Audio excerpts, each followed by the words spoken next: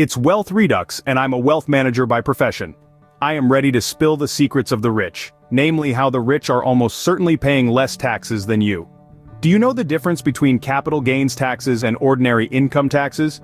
If the word taxes just gave you a shiver, don't worry, I'm here to make it as painless as possible. If you find this information useful, please like, share and subscribe. Let's get started. Taxes are payments that citizens make to the government. These funds are then used to provide public goods and services, infrastructure, and to keep our country running smoothly. But not all taxes are created equal. There are many types of taxes, but today we're focusing on two of the big ones: capital gains taxes and ordinary income taxes. So, what are these exactly? Well, ordinary income taxes are probably what you're most familiar with. They apply to things like your wages, salaries, commissions, and other types of earned income. It's the tax you see deducted from your paycheck, calculated based on your income level and filing status. On the other hand, we have capital gains taxes. These aren't related to your job or career, but rather to your investments. If you've ever sold a property for more than you bought it, or if you've profited from stocks, bonds, or other investments, you've likely encountered a capital gains tax. This tax is typically calculated based on the profit you made, and how long you held the investment before selling it. The key difference between these two types of taxes lies in how they're calculated and the types of income they apply to. Ordinary income taxes are progressive, meaning the rate increases as your income does. Capital gains taxes, however, have fixed rates and only apply to profits made from selling investments. Understanding the difference between these two types of taxes is key to effective financial planning. It helps you to strategically manage your income and investments, and potentially save a significant amount on your annual tax bill. So, stick around as we dive deeper into the world of taxes and help you become a master of your own finances. Let's start with ordinary income taxes. What exactly are they? These are taxes you pay on the most common types of income. They're what most people think of when they consider income taxes. You see, ordinary income includes earnings from your job, such as salaries, wages, and tips. It's the paycheck you get every 2 weeks or the cash you receive from your side gig. But it also includes other types of income that may not immediately come to mind. For instance, if you earn commissions from sales or services, that's ordinary income. But let's not stop there.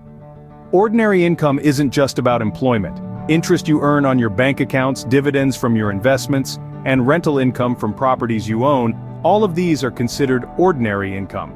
Yes, even the few dollars of interest you earn on your savings account. Now, why are they called ordinary? That's because these types of income are taxed at regular income tax rates, which can range anywhere from 10 to 37%, depending on your total income. The more you earn, the higher the tax rate. This is what's known as a progressive tax system. This might sound a bit daunting, but remember, the aim is to distribute the tax burden fairly.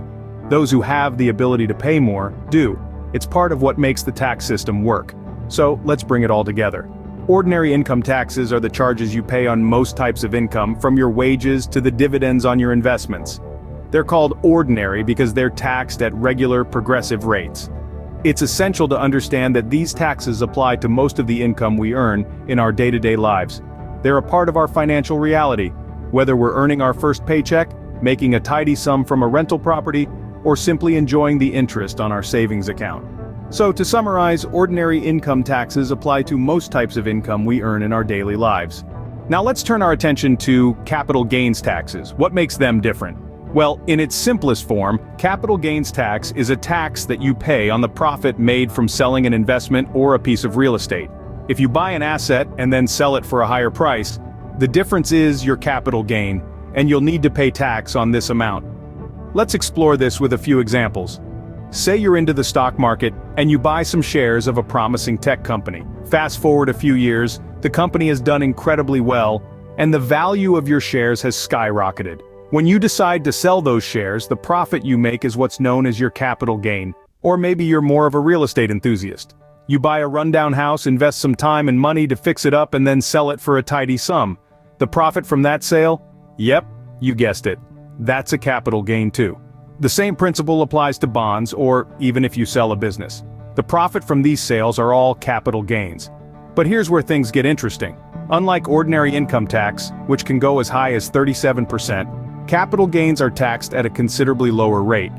Depending on your overall income, you could be looking at a capital gains tax rate of either 0%, 15%, or at most, 20%. So, let's say you're an investor in the 28% tax bracket for your regular income. If you make a profit from selling your investments, instead of being taxed at your usual rate, you'll only be taxed at 15% on your capital gains. That's a significant difference. In essence, capital gains taxes are all about the profits from your investments. They encourage long-term investment by offering lower tax rates, thus rewarding those who contribute to economic growth through their investment activities. They're not just about making money, but about fostering a culture of investment and growth. Now that we understand both types of taxes, how do they compare? Well, let's start by looking at tax rates. Ordinary income taxes are progressive, which means the rate increases as your income does. The tax brackets range from 10% for the lowest earners to 37% for the highest. On the flip side, capital gains taxes are flat.